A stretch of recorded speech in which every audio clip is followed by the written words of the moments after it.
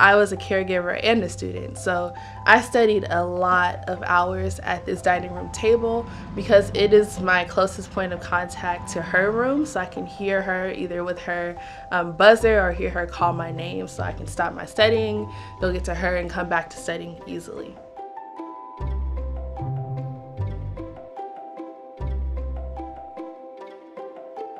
My grandmother was a teacher. So this is 4 generations. This is my mother, my grandmother, my great-grandmother, and that's my sister as a child.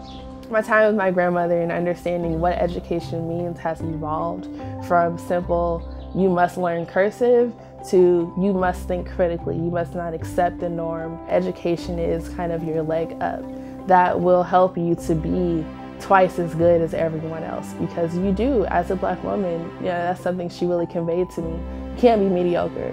So this is my grandmother's kitchen and breakfast room. I am currently in the instructor's chair. In my grandmother's hand, there's a highlights magazine. She ordered a subscription for me because it was something that she thought was fun. She would sit here, she provided lined paper, the old school lined paper with the dotted line in the middle. And I would practice my cursive because she was so upset that teachers were not teaching cursive in elementary school by the time that I got there. She was not easily impressed. The world is not easily impressed. My professors are not easily impressed. Being ready to meet any obstacle with a faith and sense of self that is so unwavering, that I think she gave me. This is our living space. My sister and I brought a TV in here, and this was a great way for us to include our grandmother. One, when we had company over, but to just kind of get her out of her room. Oh my gosh, she loved Blue Bloods. She also really liked Family Feud and the Colbert Report.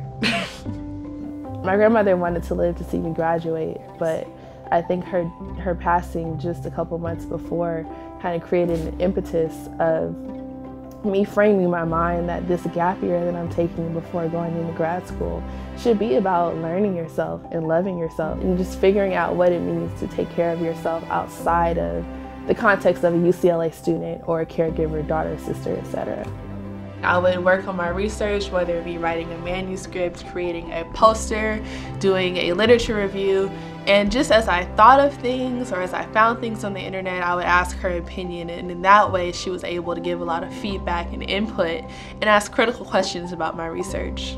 Share our time, share our energy through love, and that's what this experience taught me, how to love someone unconditionally, whether they're mean because they're in pain right now. I had to come home and cook dinner and serve it and make sure everything was good for the next day. When she died, even for like at least a month after, I would wake up in the morning and still have those thoughts. Are the caregivers here?